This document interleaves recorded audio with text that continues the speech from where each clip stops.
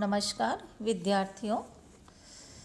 आज अपन श्रीमद् भगवत गीता के दूसरे अध्याय का चौथा, पांचवा, छठा और सातवां श्लोक पढ़ेंगे। कल अपन ने देखा था कि भगवान की चेतावनी को सुनकर अर्जुन ने अपना स्पष्टीकरण अग्रिम श्लोकों में दिया है कि यह स्थिति हृदय की दुर्बलता के कारण नहीं है, अधर्म के कारण है।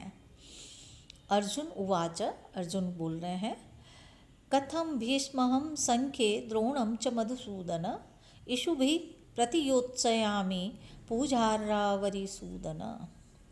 मधुसूदन, हे श्री कृष्ण अरिसूदन, शत्रुओं का विनाश करने वाले कृष्ण, अहम मैं, संख्ये युद्ध भूमि में, पूजार्ह पूजनीय, भीष्मं च द्रोणम भीष्म पितामह और द्रोणम द्रोणाचार्य को, कथम किस प्रकार, इषु भी बाणों से, प्रतियोत्सयामि युद्ध करूँगा। अर्थात हे कृष्ण, मैं युद्ध भूमि में मेरे पूजनीय ये भीष्म पितामह और आचार्य द्रोण से मैं किस प्रकार से युद्ध करूँगा, मैं उन पर अपने बाणों को युद्ध में कैसे चलाऊँगा। पुनः देख लीजिए, मधुसूदन अरिसूदन, शत्रुओं का विनाश करने वाले हे श्री कृष्ण, अहम मैं, संख्य युद्ध भूमि में, पूजार्ह पूजा के योग्य पूजनीय, भीष्मम पितामह भीष्म, द्रोणम और आचार्य द्रोण को, कथम किस प्रकार, इषु भी अपने प्राणों से, प्रतियोत्सयामि युद्ध करूँगा। अर्थात युद्ध स्थल में मैं उन दोनों पर अपने बाणों को कैसे चलाऊँगा। पांचवा श्लोक है, गुरून् हत्वा हि महानुभावान् श्रेयो भोक्तुं भैक्षमपि लोके हत्वार्थकामांस्तु गुरुर्निवहे भुञ्जीय भोगान् रुधिरप्रदिग्धान्। इह इस लोके संसार में, इह लोके इस संसार में, महानुभावान गुरून् महानुभावान अत्यंत प्रभावशील गुरून् गुरुजनों को, अहत्वा न मारकर, भैक्षम भिक्षा, अपि भी भोक्तुम भोगने के लिए, श्रेय कल्याणकारी है। अर्थात उनको न मारकर, अगर भीख मांगकर भी मुझे अपना जीवन यापन करना पड़े तो वह मेरे लिए कल्याणकारी है ही, क्योंकि अर्थ कामान गुरून् हत्वा, धन के इच्छुक तृष्णावश गुरून् इन गुरुजनों को, हत्वा मारकर, इह इस लोक में, रुधिर प्रदिग्धान खून से सने हुए, भोगान इन भोग्य वस्तुओं को, एवतु भुंजीय इन भोग्य वस्तु, भोगान एवं इन भोगनीय भोग्य वस्तुओं को ही भुंजीय भोगूंगा। पुनः देख लीजिए, इह लोके इस संसार में, महानुभावान गुरून् हत्वा महान प्रभावशाली गुरुओं को, अहत्वा न मारकर, भैक्षम अपि भिक्षा के द्वारा भी, भोक्तुम श्रेय भोग करने के लिए, श्रेय कल्याणकारी, अर्थात भिक्षा के द्वारा अपना जीवन यापन करना श्रेष्ठ है ही, क्योंकि अर्थ कामान गुरून् हत्वा, मैं धन के इच्छुक गुरुजनों को, हत्वा मारकर, इह इस लोक में, रुधिर प्रदिग्धान खून से सने हुए, भोगान भोग्य वस्तुओं को ही तो भुंजीय भोगूंगा। भैक्षम भिक्षाणाम समूह इति, भैक्षम समूह अर्थ में यहाँ पर भिक्षा शब्द से अण प्रत्यय है, और भैक्षम में भैक्ष बना, फिर भिक्ष और ण्यत से भैक्ष बना, पर यहाँ पर अभिष्ट अर्थ भैक्षम ही है। भोक्तुम भुज और तुमुन, हत्वा हन धातु से त्वा प्रत्यय, प्रदिग्धान प्र उपसर्ग दीह धातु औक्त प्रत्यय, भोगान भुज धातु से घय प्रत्यय, महानुभावान महान अनुभाव येषाम तान, अर्थ कामान, इस पद को भोगान का विशेषण मानकर अर्थ और काममय भोगों को ये अर्थ भी किया जा सकता है। छठे उसको श्लोक को पढ़ रहे हैं। इस छठे श्लोक में अर्जुन अपने धर्म संशय को अभिव्यक्त करता हुआ कह रहा है, न चेतद्विद्मि कतरन्नो गरीयो यद्वा जयेम यदि वा नो जयेयुः यानेव हत्वा न जिजीविषामस्ते अवस्थिताः प्रमुखे धार्तराष्ट्राः। एतत् यह, न विद्मः और यह हम नहीं जानते हैं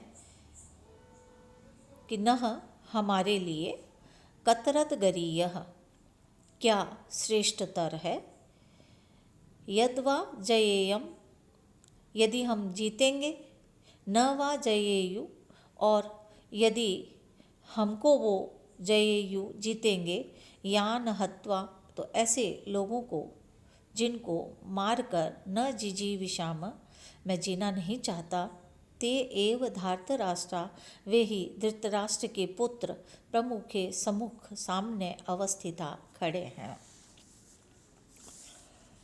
वापस कर रही हूँ।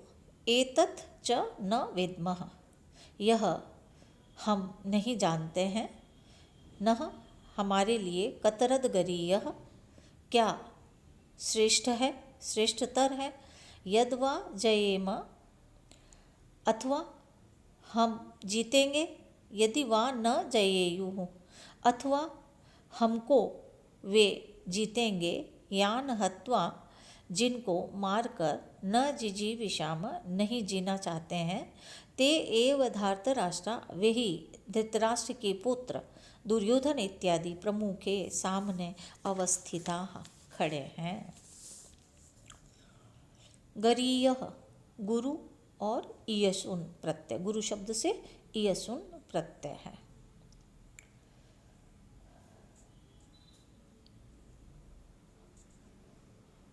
अवस्थिता अव स्था और त, जयेम जी धातु विधि लिंग लकार।